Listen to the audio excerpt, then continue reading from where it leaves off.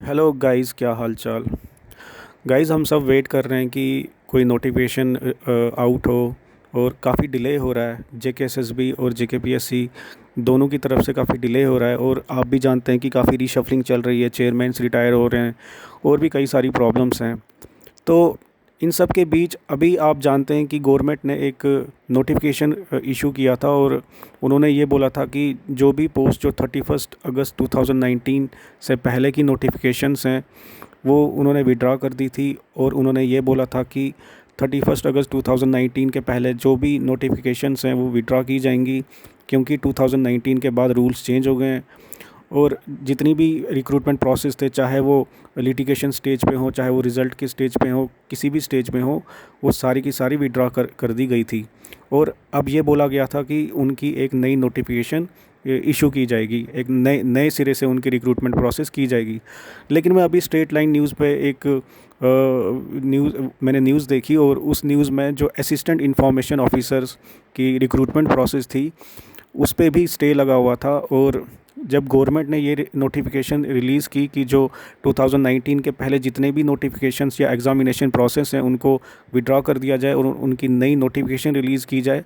लेकिन जो division bench है उन्होंने अभी ये ऑर्डर दिया है कि जितनी भी जो जो असिस्टेंट इंफॉर्मेशन ऑफिसर की जो रिक्रूटमेंट प्रोसेस है उसको फाइनल स्टेज पे डिस्पोज ऑफ किया जाए। यानी फाइनल स्टेज उसकी मतलब उसका जो रिज़ल्ट है वो इशू मतलब वो नोटिफाई किया जाए और जो एस्पिरेंट्स हैं उनको रिलीफ दिया जाए। अब गवर्नमेंट जो है वो इसको, जो डिवीज़न बेंच का जो ये ऑर्डर है, इसको चैलेंज करने की सोच रही है। और वो सोच रहे हैं कि इसको सुप्रीम कोर्ट में चैलेंज करें या कहाँ करें। लेकिन जो डिवीज़न बेंच ने एक और ऑर्डर दिया है कि जो जेकेएसएसबी है वो रिक्रूटमेंट प्रोसेस को आगे कर सकती है, वो असिस्टेंट इंफॉर्मेशन ऑफिसर का फाइनल रिज़ल्ट अनाउंस कर सकती है। और गवर्नमेंट अगर कोई भी नोटिफिकेशन निकालती है उसका उस पर कोई असर नहीं होगा। हमारे डिसीजन को फाइनल समझा जाए और जो रिक्रूटमेंट प्रोसेस है उसको आगे बढ़ने दिया जाए।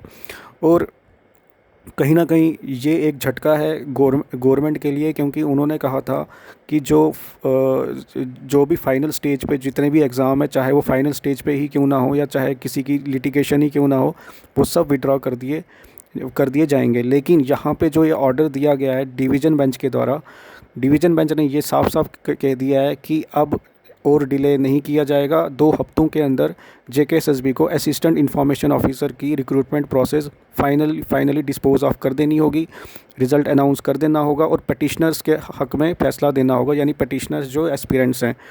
तो अब मैं आपको थोड़ा सा मैंने इसका बैकग्राउंड आपको दे दिया है, तो मैं अब आपको थोड़ा सा सुना देता हूँ। जम्मू कश्मीर की सरकार को न जाने क्या सूझा, प्रोसेस है उसको मुकम्मल करना होगा। 3 फरवरी 2022 जम्मू कश्मीर की सरकार को न जाने क्या सूझा और जम्मू कश्मीर की सरकार ने Jammu Kashmir public service commission, Jammu Kashmir service selection board को जितनी भी पोस्ट रेफर की थी 31 अक्टूबर 2019 तक, वो तमाम पोस्टें विड्रॉ करने का फैसला किया। उस फैसले की बुनियाद ये बताया कि 31 अक्टूबर 2019 के बाद जम्मू कश्मीर में रिजर्वेशन का कानून बदल गया, जम्मू कश्मीर में डोमिसाइल लॉ आ गया और भी कई बदलाव जम्मू कश्मीर में आए हैं। इसलिए जो सिलेक्शन प्रोसेस 31 अक्टूबर 2019 से पहले शुरू किए गए थे लेकिन 3 फरवरी 2022 तक मुकम्मल नहीं हो पाए थे, उन तमाम सिलेक्शन प्रोसेस में जितनी भी पोस्टें पब्लिक सर्विस कमीशन हो या सर्विस सिलेक्शन बोर्ड हो उनको रेफर की गई हैं, वो तमाम पोस्ट विड्रॉ की जाती हैं।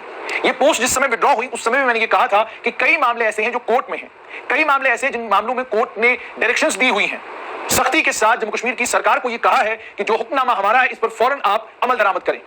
और मैंने ये कहा था कि कल कोर्ट और ज्यादा सख्त होगी और जम्मू कश्मीर सरकार के पास इन पोस्टों को दोबारा सर्विस सिलेक्शन बोर्ड और पब्लिक सर्विस कमीशन को वापस करने के अलावा कोई चारा नहीं होगा। और अगर अभी वापस नहीं करते, लंबे वक्त तक लिटिगेशन चलेगी, उस लंबी लिटिगेशन के बाद दोबारा ये पोस्टें रेफर करनी पड़ेंगी सर्विस सिलेक्शन बोर्ड को, पब्लिक सर्विस कमीशन को, और जहां पर रिक्रूटमेंट का प्रोसेस थम गया था वहीं से रिक्रूटमेंट के प्रोसेस को आगे ले जाना पड़ेगा। होगा सिर्फ इसमें यह कि नौजवानों का वक्त जाया होगा सिर्फ इसमें यह कि सरकार का पैसा जाया होगा, क्योंकि जाहिर सी बात है सरकार ने अगर कोई केस कोर्ट में लड़ना है उसके लिए जाहिर सी बात है वकील साहिबान है, वकील साहिबान की फीस भी है। और फिर आप ये भी जानते हैं कि जम्मू कश्मीर की सरकार की हस्बे आदत जो मामला वो हाई कोर्ट में हारते हैं, उसको सुप्रीम कोर्ट में जब तक जम्मू कश्मीर की सरकार जाकर हारे नहीं, तब तक जम्मू कश्मीर की सरकार को चैन नहीं आता। और जब सुप्रीम कोर्ट से हार कर वापस आते हैं, फिर 15 साल के बाद, 20 साल के बाद, 22 साल के बाद उसी एक ऑर्डर की इंप्लीमेंटेशन होती है, जिस ऑर्डर की इंप्लीमेंटेशन 10 साल पहले, 12 साल पहले भी हो सकती थी। कई मामले इस वक्त भी सुप्रीम कोर्ट में हैं, जिन मामलों में 22-22 साल लोगों को रिटायर हुए हो गए, 12-12, 15-15 साल से लोग रिटायर हुए हैं, लेकिन अभी भी मामला सुप्रीम कोर्ट में है। सरकार वहां पर उस मामले को लड़ रही है, जबकि उसी मामले में हाई कोर्ट ऑलरेडी जजमेंट दे चुकी है, हाई कोर्ट ऑलरेडी पिटीशनरों के हक में बात कर चुकी है। इस वक्त मामला है असिस्टेंट इन्फॉर्मेशन ऑफिसर्स का। असिस्टेंट इन्फॉर्मेशन ऑफिसर्स का जहां तक ताल्लुक है, इन असिस्टेंट इन्फॉर्मेशन ऑफिसर्स को लेकर 17 मई 2022 को एक ऑर्डर इशू किया है जम्मू कश्मीर की हाई कोर्ट ने, और ये ऑर्डर डबल बेंच का है। इसमें जस्टिस अली मोहम्मद मागरे और जस्टिस पुनीत गुप्ता थे। उन्होंने उनके सामने सज्जाद अशरफ जो सरकारी वकील हैं, उन्होंने जो Jammu Kashmir service selection board की तरफ से वहां पर खड़े थे, उन्होंने ये कहा कि जिस समय बोर्ड इस सिलेक्शन प्रोसेस को लॉजिकल कंक्लूजन पर लेने के लिए तैयार था, कोर्ट की बिल्कुल डायरेक्शंस के ऐन मुताबिक, जम्मू कश्मीर की सरकार ने एक नोटिफिकेशन निकाली 3 फरवरी 2022 को, और बोर्ड को यह कहा कि 31 अक्टूबर 2019 से पहले जितनी भी पोस्टें आपको रेफर की गई हैं, उनको विड्रॉन समझा जाए, उन तमाम पोस्टों को वापस भेज दिया जाए, क्योंकि आपने इसमें सिलेक्शन फाइनलाइज नहीं की है। और यह भी कहा गया उसमें कि जो पोस्टें लिटिगेशन में भी हैं, उनको भी विड्रॉ तस्लीम कर दिया जाए।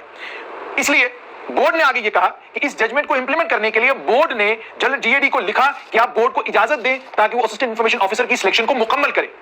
लेकिन रिकॉर्ड से जजमेंट में कहा जा रहा है कि ऑर्डर में कहा गया है कि रिकॉर्ड से, जजमेंट नहीं ये ऑर्डर है कोर्ट का, रिकॉर्ड से ये पता चलता है कि रिस्पोंडेंट यानी Jammu Kashmir service selection board ने अंडरटेकिंग दी थी अंडरटेकिंग पर उनको वक्त दिया गया था ताकि वो इस सिलेक्शन प्रोसेस को मुकम्मल करें। और उसी अंडरटेकिंग की बुनियाद पर जो कंटेम्प्ट पिटीशन से पहले फाइल की थी सीपीएलपीए नंबर 20/2017 13 दिसंबर 2021 को उसको डिस्पोज ऑफ किया गया, और 1 महीने का वक्त उस वक्त सर्विस सिलेक्शन बोर्ड को दिया गया था, यानी 13 जनवरी 2022 से पहले सिलेक्शन प्रोसेस को उन्हें मुकम्मल करना चाहिए था। लेकिन इक्विवेलेंस के चक्कर में था Jammu Kashmir service selection board उस वक्त, उस इक्विवेलेंस के चक्कर से निकल नहीं पाया। नतीजा ये निकला कि 3 फरवरी 2022 को सरकार ने इन तमाम पोस्टों को विड्रॉ किया। इसमें Jammu Kashmir service selection board जो है नाकाम हुआ, वो जो हाई कोर्ट की तरफ से उन्हें डायरेक्शंस मिली हुई थी, उन डायरेक्शंस को इंप्लीमेंट करने में।